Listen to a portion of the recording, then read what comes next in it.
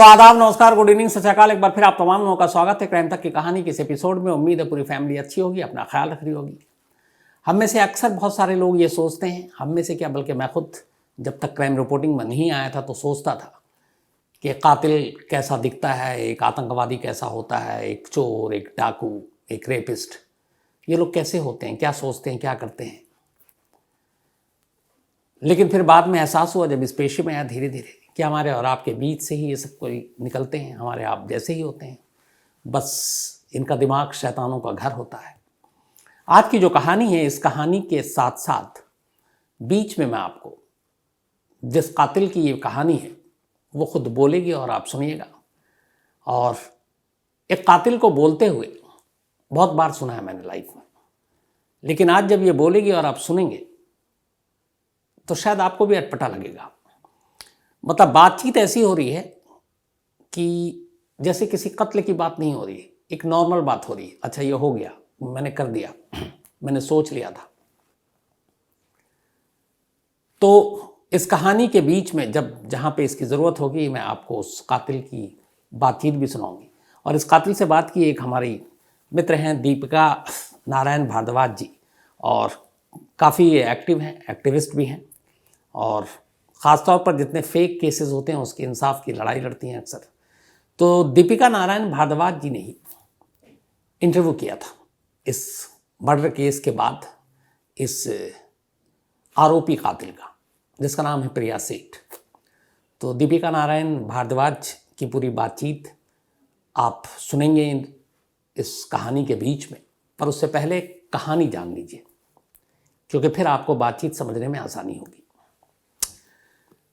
2018 की बात है और ये कहानी की बुनियाद जो है दरअसल वो दो झूठ पर टिकी है। एक लड़का या एक शख्स एक लड़की से एक झूठ बोलता है, उधर लड़की भी झूठ बोलती है और फिर दोनों मिलते हैं और इस झूठी कहानी का अंत एक मौत पर होती है। 2018 फरवरी की बात है। जयपुर में रहने वाला एक नौजवान, एक शख्स जिसका नाम है दुष्यंत शर्मा, टिंडर ऐप पर उसकी मुलाकात होती है प्रिया सेठ नाम की एक लड़की से जिसकी उम्र करीब 27 साल है। अब दोनों में दोस्ती हो जाती है, फिर दोनों कहीं 3, 4, 5 बार बाकी बाहर में रेस्टोरेंट में मिलते हैं, कॉफ़ी पीते हैं। फरवरी में ये दोस्ती हुई थी। इसके बाद मई का महीना आ जाता है और 2 मई शाम के करीब 7 बजे थे। दुष्यंत जयपुर में ही रहा करता था। करीब 4 साल पहले उसकी शादी हुई थी। एक बेटा था जो 1.5 साल का हुआ। दुष्यंत अपनी पत्नी, अपने बेटे को बहुत प्यार करता था। घर में एक पिता भी थे और दुष्यंत एक माइनिंग कंपनी में काम किया करता था। तो 2 मई की बात है, शाम को 7 बजे वो घर से निकला, लेकिन करीब 9, सवा 9 बज गया, वो लौटा नहीं। उसके पिता को फिक्र हुई, उन्होंने कॉल किया तो उसने बताया कि वो किसी काम के सिलसिले में है और उस जिस कंपनी में वो काम करता है उसका ट्रक किसी ने पकड़ लिया है, तो उसी को छुड़वाने के जा रहा हूँ। वो अपने फादर के मारुति ऑल्टो से घर पर निकला था, लेकिन अब रात होती जा रही है और दुष्यंत लौट नहीं रहा है। इसके बाद फिर उसके फादर ने फ़ोन किया, पर इस बार जवाब भी नहीं दे रहा है। थोड़ी देर के बाद, करीब 2-3 घंटे हो चुके थे, दुष्यंत की जो वाइफ है बिट्टू शर्मा, उसने अब फ़ोन किया अपने पति को। जब उसने फ़ोन किया तो उधर से दुष्यंत ने कहा कि मुझे 8-10 लाख रुपए की सख्त ज़रूरत है, मेरे अकाउंट में ये पैसे डाल दो, और क्योंकि ट्रक छुड़वाना और बाकी चीज़ें। अब उसे बड़ा अजीब लगा, घर में 8-10 लाख रुपए भी नहीं है। लेकिन फिर थोड़ी देर के बाद एक और बातचीत हुई और उसके बाद पहली बार तब उसने कहा, दुष्यंत ने, कि मेरे अकाउंट में 10 लाख रुपए डाल दो वरना ये लोग मुझे मार डालेंगे। अच्छा, इस दौरान अभी रात को जब ये धमकी वाली बात नहीं आई, घर वाले उसको अब इधर उधर भी ढूंढ रहे हैं, फ़ोन अब बंद भी आ रहा है और उसकी कोई खबर नहीं मिल रही है कि दुष्यंत है कहाँ। नेक्स्ट डे अब आ जाता है, 2 मई की जगह 3 मई की सुबह करीब 9:45 बजे, और 3 मई की सुबह 9:45 बजे ही पहली बार गायब होने के बाद दुष्यंत की आवाज़ आती है। दुष्यंत अपने पिता से कहता है कि ये लोग मुझे मार डालेंगे, मुझे बचा लें, मेरे अकाउंट में 10 लाख रुपए डाल दीजिए। इसके बाद फ़ोन कोई और उससे ले लेता है। अब सामने एक लड़की की आवाज़ आती है और लड़की कहती है कि 20 मिनट का टाइम है तुम्हारे पास, 20 मिनट में 10 लाख रुपए मेरे अकाउंट में इस ट्रांसफ़र कर दो और वरना मैं इसको मार डालूंगी। अब ये सुनकर घबरा जाते हैं और रोते हुए कहते हैं कि मेरे पास इतने पैसे नहीं हैं, मेरे पास सिर्फ 3 लाख रुपए हैं और मैं इतने ही दे सकता हूँ। लड़की फिर से रिपीट करती है कि सिर्फ 20 मिनट है तुम्हारे पास। इसके बाद फ़ोन रख देती है। दोपहर के 12 बजे, करीब करीब 2.25 घंटे बीत गए, 20 मिनट का टाइम दिया था। 12 बजते बजते दुष्यंत के पिता ने 3 लाख रुपए बैंक से निकाले और ट्रांसफ़र कर दिया। जो स्लिप था जो उनके पास ट्रांजैक्शन का, वो भी उन्होंने व्हाट्सएप कर दिया अपने बेटे के मोबाइल पर, ताकि जो भी जिसके कब्जे में है वो देख ले। अब ये सब कुछ कर दिया 3 मई की दोपहर 12 बजे, लेकिन इसके बाद अब मोबाइल बंद है दुष्यंत का, कोई बातचीत नहीं हो रही है, परेशान घर वाले। तभी शाम होते होते लोकल पुलिस से कॉल आता है दुष्यंत के घर पर। पुलिस कहती है कि आपको एक हॉस्पिटल में आना है, कुछ ज़रूरी काम है। अब यहाँ पे घर वाले घबराए हुए वैसे ही हैं, पता चल नहीं रहा है। घर वाले अब निकलते हैं और झोटवारा पुलिस स्टेशन से ये कॉल आया था। इसके बाद SMS हॉस्पिटल बुलाया गया था। बदहवास बाप बीवी सब हॉस्पिटल भागते हैं। वहाँ जाते हैं, पुलिस मॉर्चरी से एक लाश निकाल कर दिखाती है। लाश का चेहरा बिगड़ा हुआ था, चेहरा पहचाने जाने लायक नहीं था, लेकिन कुछ चीज़ें थी जिसको देखते ही दुष्यंत के पिता और वाइफ फपक फपक कर रोने लगे। हाथों में, उंगलियों में उसकी कुछ अंगूठियाँ जो अलग अलग भक्ति भाव से पहना करता था, उसकी कुछ और चीज़ें, जिससे पता चल गया कि यह दुष्यंत की लाश है। अब घर वालों पे एक गम का पहाड़ टूट पड़ा, ख़ासतौर पर दुष्यंत के फादर के लिए, इसलिए कि उनके 3 बेटे थे। एक की मौत बचपन में हो गई, दूसरे की मौत कुछ साल पहले रोड एक्सीडेंट में हो गई। अब आखिरी बेटा बचा था दुष्यंत, और उसकी भी इस तरीके से लाश मिली। अब जब लाश पहचान ली गई तो पुलिस ने कत्ल का मुकदमा दर्ज किया। मुकदमा दर्ज करने के बाद अब तफ्तीश शुरू हुई। चूँकि दुष्यंत के मोबाइल से लगातार फ़ोन आ रहे थे तो पुलिस के पास एक क्लू था कि उस फ़ोन का, मोबाइल का लोकेशन क्या होगा। उस लोकेशन को ढूंढते ढूंढते पुलिस इधर उधर भटक रही है। आखिरकार नेक्स्ट डे 4 मई को पुलिस को वो लोकेशन जयपुर के रेलवे स्टेशन के करीब का दिखाई देता है। दुष्यंत अपनी मारुति ऑल्टो कार में गया था जो उसके पिता के थे। वो कार रेलवे स्टेशन के बाहर खड़ी थी। उसमें 3 लोग बैठे थे, लेकिन नंबर प्लेट बदला हुआ था, बट लोकेशन मोबाइल का वहीं दिखाई दे रहा था। पुलिस ने उस कार में बैठे हुए लोगों को बाहर निकाला, पूछताछ की, और डाउट हो गया कि ये लोग कुछ ना कुछ इन्होंने गड़बड़ किया है। पुलिस तीनों को थाने लाती है। इसके बाद पूछताछ होती है। जब पूछताछ होती है उसके बाद उनकी निशानदेही पर पुलिस जयपुर के एक घर में जाती है। उस घर में हर तरफ खून ही खून, बिस्तर पे खून, सैंडल पे खून, दीवार पे खून। तो समझ में आ जाता है कि ये मामला क्या है।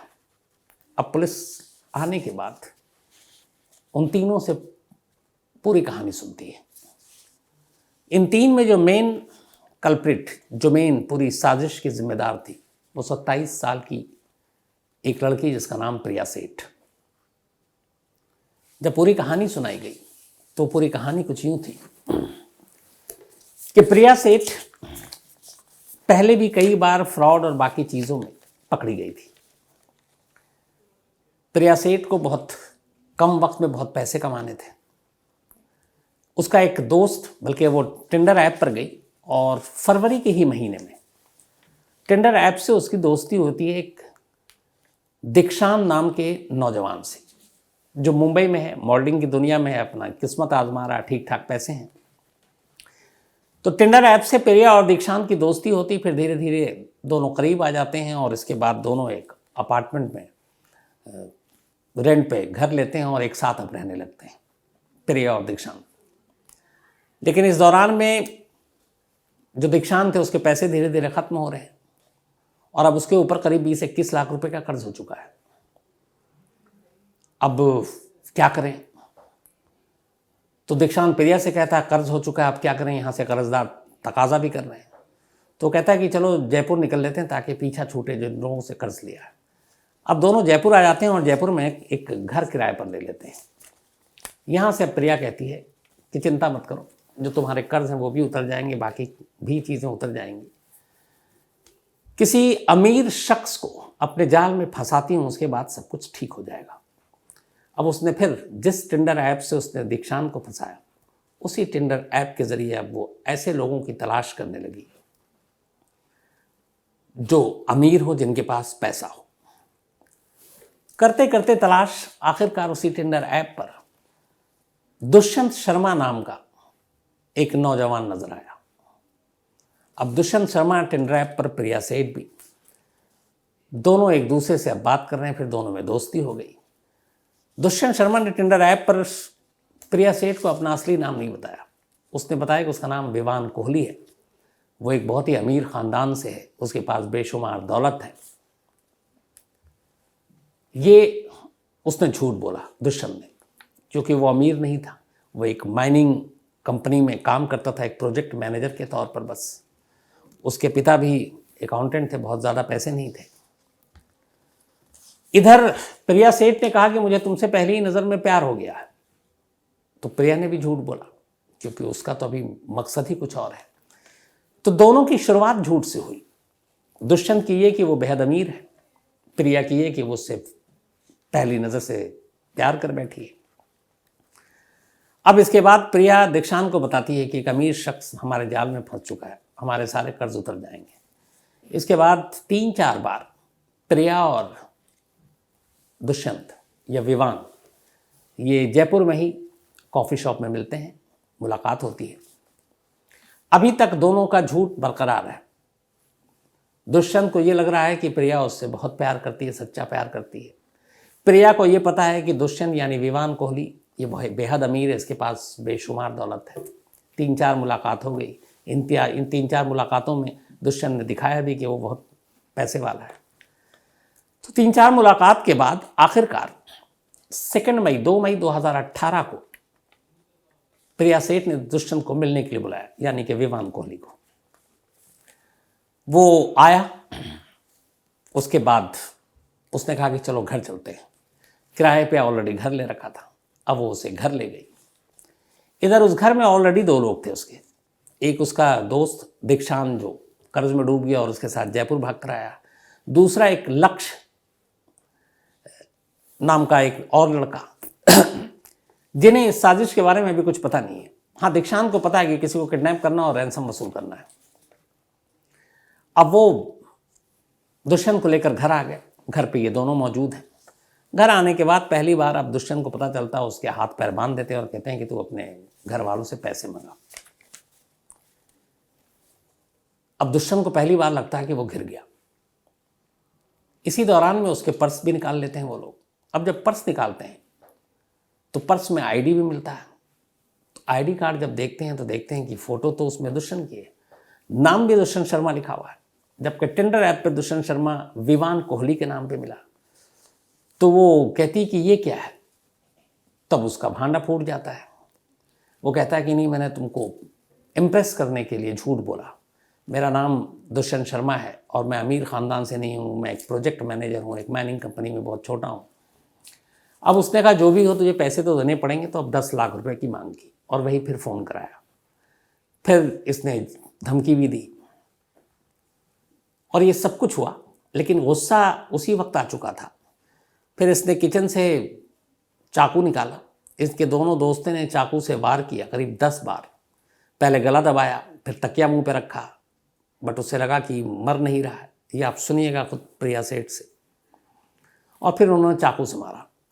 जब उन्हें लग गया कि अब ये मर चुका है, फिर ये बाज़ार गए। इन्होंने एक ट्रॉली बैग खरीदी।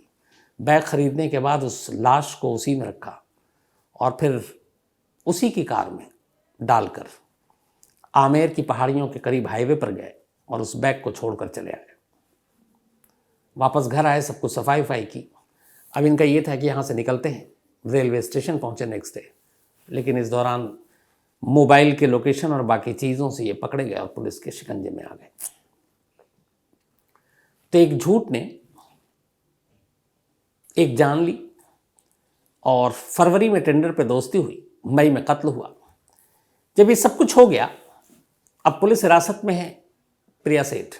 एक जर्नलिस्ट ने उससे पूछा कि ये सब आपने क्यों किया, तो पता है क्या कहती है वो कहती है कि इतना आप लोगों ने शोर हंगामा, ये भीड़ क्यों है, क्या ये देश में पहला मर्डर हुआ है?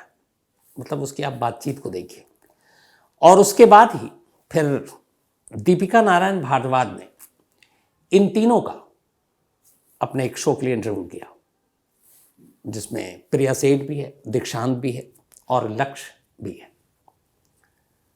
सबसे पहले आप प्रिया सेठ का पूरा इंटरव्यू सुनिए, किस तरीके से वो बात कर रही है। मुझे लगता है कि आप भी सुनकर आपको बहुत ही अजीब सा लगेगा। तो पहले वो क्या कुछ कह रही है इस पूरे मर्डर के बारे में, कहीं ये इनकार नहीं कर रही कि मैं बेकसूर हूँ, मैंने कुछ नहीं किया। जिस तरीके से वो कहती है कि जब ये पूछती हैं दीपिका उससे कि जब वो पैसे दे रहे थे तो तुमने कत्ल क्यों किया, तो एक जगह कहती है वो तो पैसे लेने से बहुत पहले ही मैंने मार दिया, मतलब ऐसे जैसे कुछ हुआ ही नहीं। तो ये इंटरव्यू सुनिए, इसके बाद उन दोनों का भी इंटरव्यू सुनिए, मतलब दीक्षांत और लक्ष्य का। इन दोनों के हिसाब से, बल्कि दीक्षांत का तो ये है कि हमें पता था, लेकिन दीपिका प्रिया ने ये कहा था कि सिर्फ हम किडनैप करेंगे और किडनैप करने के बाद पैसे लेके छोड़ देंगे, हमें आइडिया नहीं था वो मार डालेगी।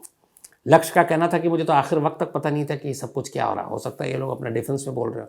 हालांकि इन दोनों ने सारी जिम्मेदारी या सारे जो वो है इल्ज़ाम वो प्रिया सेठ पे डाले। तो पहले इन तीनों को यहाँ पे सुनिए, आगे की कहानी इसके बाद बताता हूँ। मुझे उसकी नाम भी पता नहीं था, टेंडर पे मिला था वो मुझे, उसने मेरे को अपना गलत नाम गलत पहचान बताई थी और ये बताया था कि बहुत पैसे वाला है वो। और मैं दीक्षांत के साथ में रह रही थी, उसके ऊपर कर्जा था तकरीबन 21 लाख का। उसे कोई चाहिए था ऐसा बंदा जिससे पैसे आ सके। तो हमने मिलकर प्लान बनाया था कि किसी को किडनैप करके फिरौती मांग के उसका मर्डर कर देंगे। मर्डर का प्लान पहले से ही था, किसके साथ होगा क्या होगा ये फिक्स नहीं था। लेकिन जब दुष्यंत मिला, उसने अपने बारे में बताया, ऐसा झूठ बोला कि वो बहुत पैसे वाला है, तो हमने फिर उसको किडनैप करके उससे फिरौती मांगी। लेकिन बाद में पता लगा कि वो उसके पास कुछ नहीं है। दुष्यंत के फादर ने आप लोगों कुछ अकाउंट में पैसे ट्रांसफर करा दिए थे, फिर भी आपने उसको मार दिया, ऐसा पैसे ट्रांसफर करने से पहले ही मार दिया था। कैसे मारा आपने दुष्यंत को? पहले उसका गला घोटा दीक्षांत ने, उसके बाद में वो नहीं मरा तो फिर लक्ष्य आया, लक्ष्य ने उसका मुंह तकिए से दबाया, फिर भी नहीं मरा, वो बेहोश हो गया। उसके बाद फिर दीक्षांत ने मुझसे चाकू मंगाया, मैंने उसे चाकू ला के दिया और दीक्षांत ने उसका गला काट दिया चाकू से। आपने इन्वेस्टिगेशन ऑफिसर जो एक पहले आपके केस की थी उनको ये बोला कि आप वो चाकू अपने एक्स बॉयफ्रेंड को मारने के लिए लेकर आए थे? मैंने वो चाकू कहाँ से? चाकू नहीं लाई थी। मेरा एक्स बॉयफ्रेंड एक नंबर का घटिया गिरा हुआ आदमी, उसने मेरे पे झूठा केस किया है। वो तो मर जाए तो अच्छा है, वैसे मुझे उसी का मर्डर करना था लेकिन नहीं किया मैंने। ठीक है, वो चाकू मैं ऐसे ही लाई थी खुद की नस काटने के लिए, मैंने काट भी ली थी।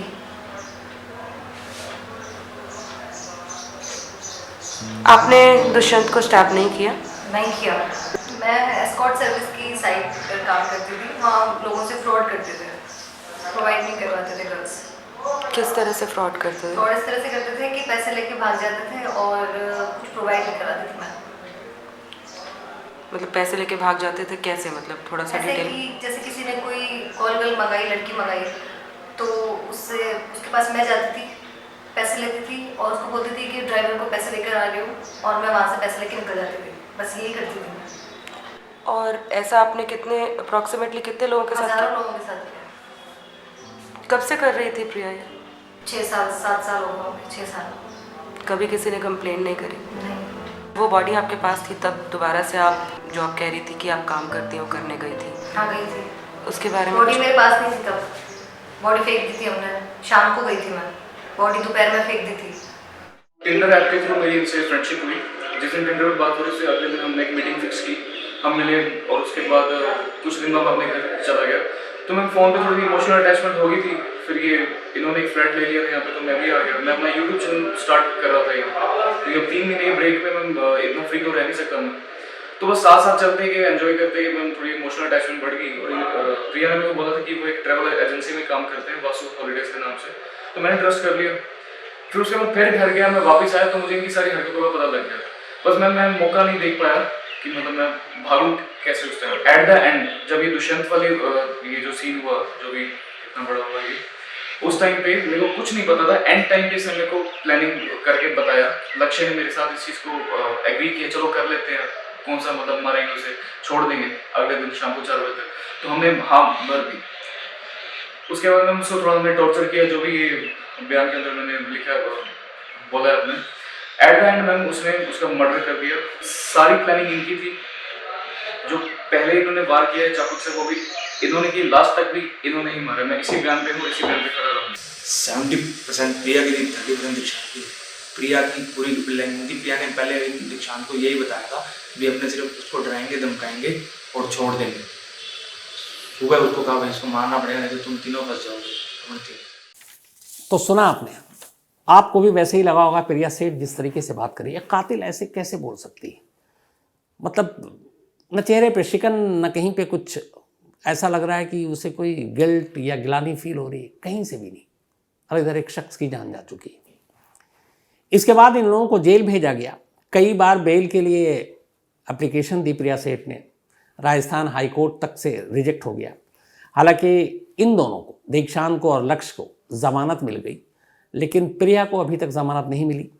तमाम गवाहियाँ पूरी हो चुकी हैं और शायद लोअर कोर्ट से अब कभी भी फैसला आ सकता है इस मर्डर केस को लेकर। तो वो जो फैसला आएगा, जब भी आएगा, मैं उसकी अपडेट भी आपको दूंगा।